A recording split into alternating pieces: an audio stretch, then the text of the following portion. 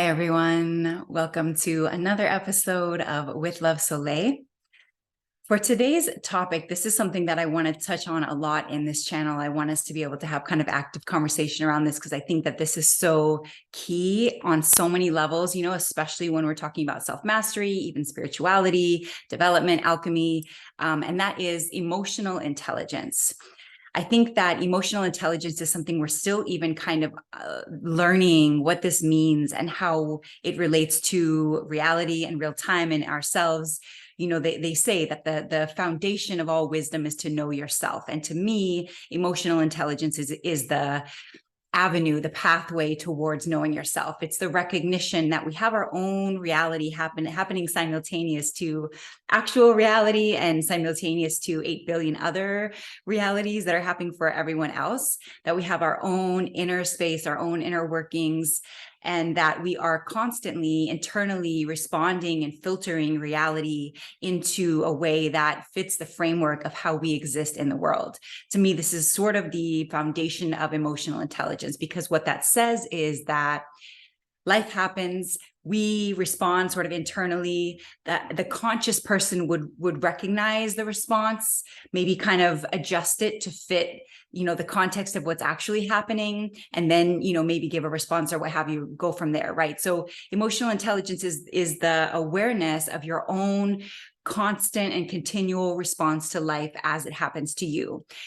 What emotional intelligence teaches us is that if two people go through the exact same experience, they will come out of it with two very different experiences, right? Because emotionally, they will have experienced different things. They will have first sort of filtered that experience, whatever has happened, through their own filters, through their own inner experiences, through the context and framework of how they exist in the world.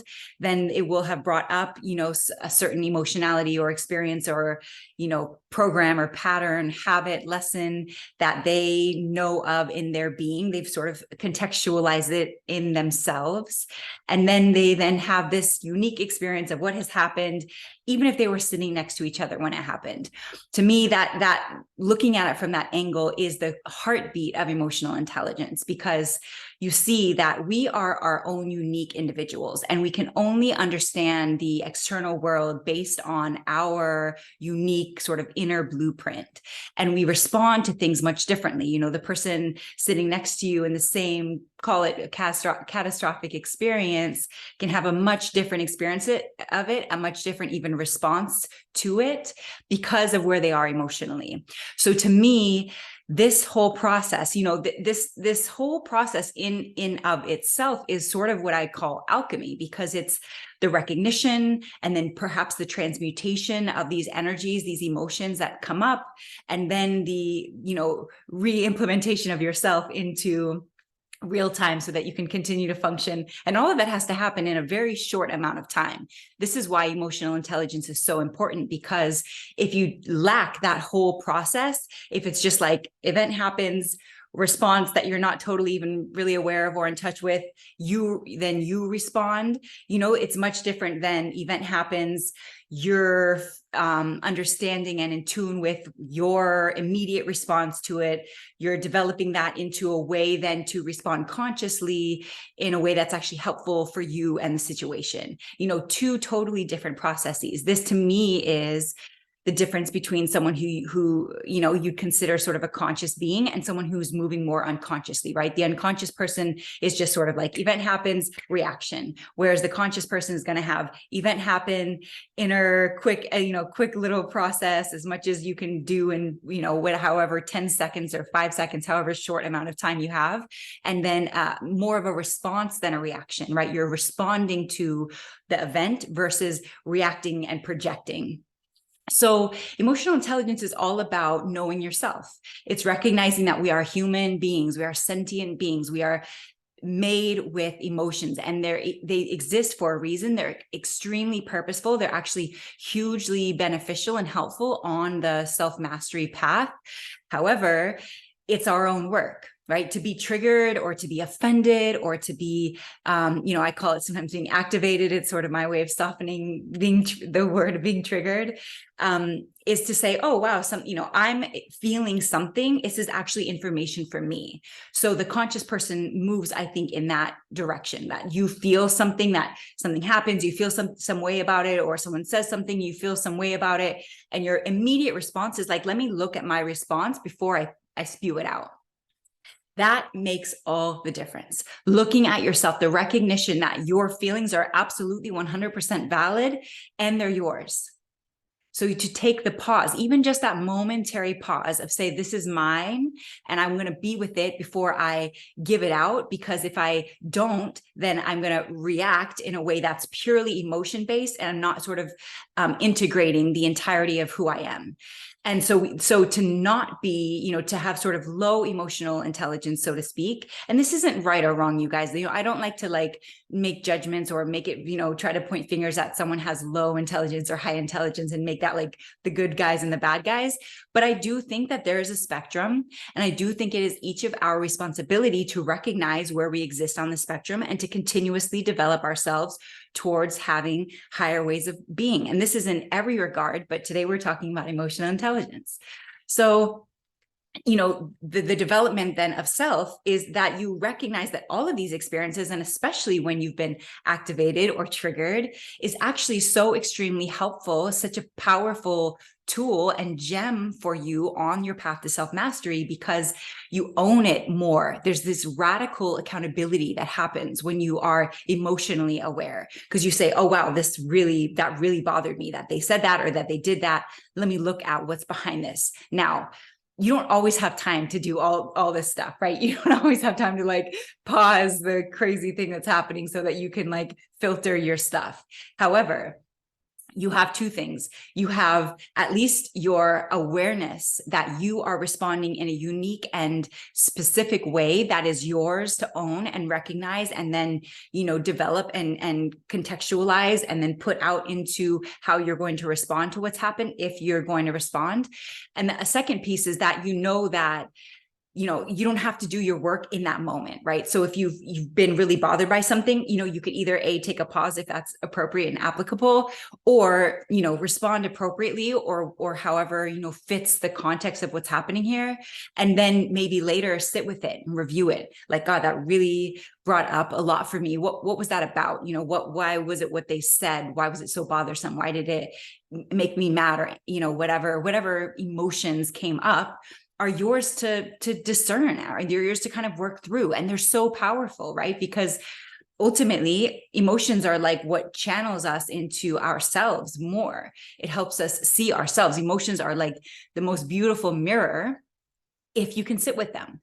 And it requires a lot of willingness to be in discomfort, because emotions are the whole spectrum, right? It's not always like joy and ecstasy and happiness. Of course, emotions also are anger and sadness and grief and, the stuff that we don't always want to be with. But if you can't be with the other end of the spectrum, then you're avoiding an entire half of yourself. Because the whole point of being human is to be able to exist on the continuation of the human experience, the whole spectrum of humanity, in the highest vibrational states of love and joy and ecstasy, alignment, all the way down to the lower vibrational expressions, which are anger and shame and these other not comfortable, don't want to sit there for very long if you don't have to, experiences. But I think the true master is the one that recognizes, well, I am human first. I mean, I'm a spirit first, but that's another conversation. In reality, in this 3D reality that we live in, I am a human, and therefore I have emotions, and I'm okay having those emotions. And just in that, in and of itself, in giving yourself that permission, it softens some of it. Because if you're avoiding it, you're like, I can't feel shame, I can't feel anger, I can't feel the lower vibrational energies, I'm too good for that. This is where the whole love and light thing gets very dangerous, because it says that, good vibes only. Well, what about the fact that then you're really still avoiding the whole lower half of the spectrum? You're avoiding yourself. And to me, that's one of the biggest problems society is facing, is the avoidance of self. It's the avoidance of feeling and seeing yourself and using everything that life offers you as a mirror to know and understand and recognize and reveal yourself further. And emotional intelligence, emotions is like such a huge component of that. So you have to be willing. You have to be willing to feel. You have to be willing to allow the whole thing to come up, not just like, oh, these, pieces and parts of it and then stuff it away. And the more you stuff, the more you fill up with the stuff you haven't dealt with. And, you can sometimes look out in the world and kind of tell the people who have not dealt with any of their stuff. They feel they're just like projecting onto anything because they just are like at total capacity for what their inner being is able to even contain, right? We're not meant to be so weighted down by our own stuff that we've never lived the full spectrum of life, because there is the joy, there is the amazing pieces. And of course it's fun to stay there, and it would be cool if we could, I suppose. Although to me, maybe this is a Scorpio thing, I love all of it. I have learned to love all of it. I live in the whole spectrum, and I'm able to be with myself however she is showing up, no matter what's happening.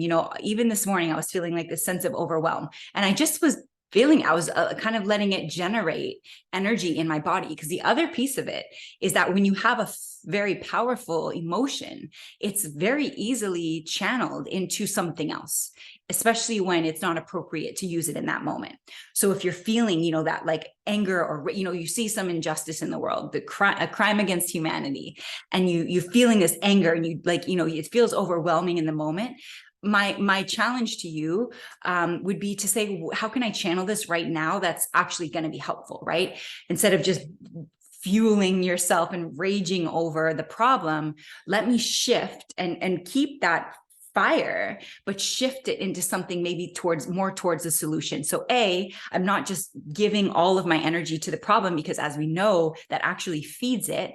But B, I'm actually then building with that fire that the problem created out into what I believe is the solution. Sometimes that is just self-mastery. I mean, to me, self-mastery is kind of a solution to everything, because when you master yourself, you exist in the world in a much, much, much different way.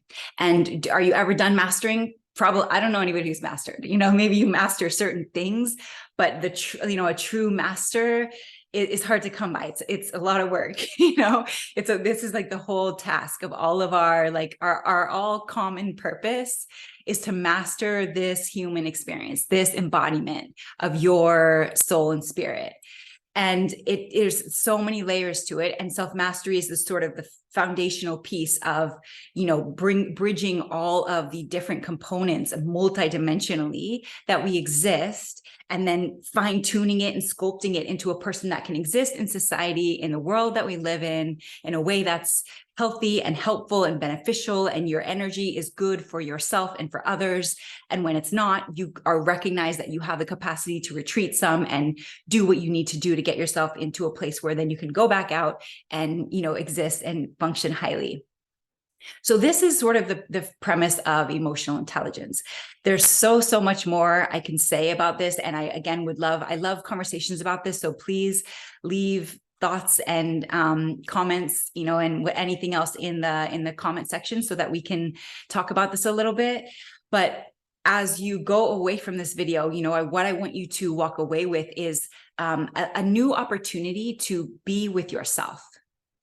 So when you go out into the real world, we can't avoid our human experience. And in fact, the human experience is most of the point of living in this body, right? It's to use our human experience and the entirety of our reality as a mirror and as a tool for sharpening who we really are, for unlearning all of who we are not, because society doesn't totally know itself quite yet, right? Society is not teaching in schools, this kind of stuff. They're not teaching you how to master yourself.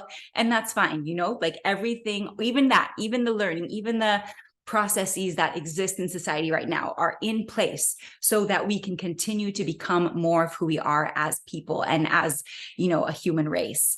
And to me, there's so much left on the spectrum of human potentiality. And each one of us doing this work, it's very much experiential, right? To me, I joke that the true master's program is self-mastery. because you have to go through it yourself. You have to go day by day, minute by minute, experience by experience into what life is teaching you about yourself. And then you turn it around and maybe you can help others with it. You know, that's always my aim and goal, is to use what I've learned in my life. You know, anything that I talk about on here is something I'm actively working on, actively learning, actively practicing. And that to me is what really matters, is that your life, you use your life as your schooling to develop who you are actually, instead of who society tells you to be, or, you know, all of the other ways that our realities are shaped to keep the human down in a way, right? We're not like lifting everybody up. We're not necessarily like promoting the advancement of humanity. You know, we promote the advancement of technology and robots and all these other, you know, the external, we're looking to go to Mars, but we're not like in with ourselves yet. And that will be the key. I really feel like when 51% of the population decides I'm all in on self-mastery, the world will change overnight. I really, really believe that. And to me, this is the whole foundation of the new paradigm, is enough people saying, you know what,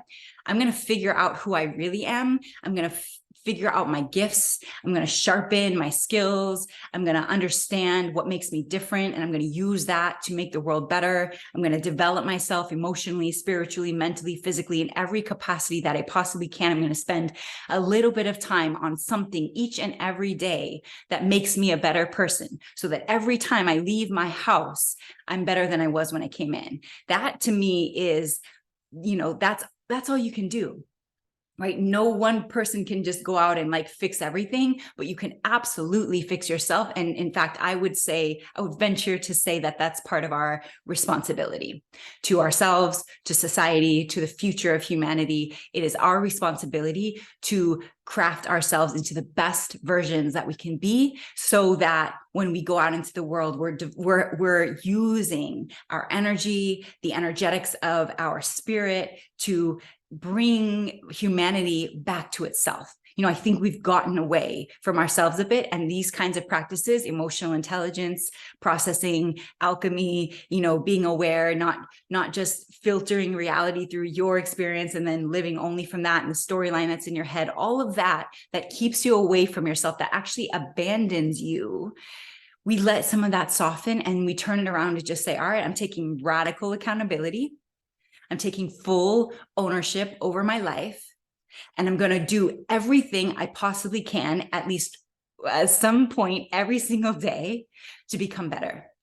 And once you get on that track, it's like the high that everyone's chasing, right? The high is knowing that you are full speed ahead on your path, on your journey, on your personal development, on your spiritual development, on your self-mastery, like knowing that you're all in, that all of your eggs are in that basket. There's not even a plan B in sight.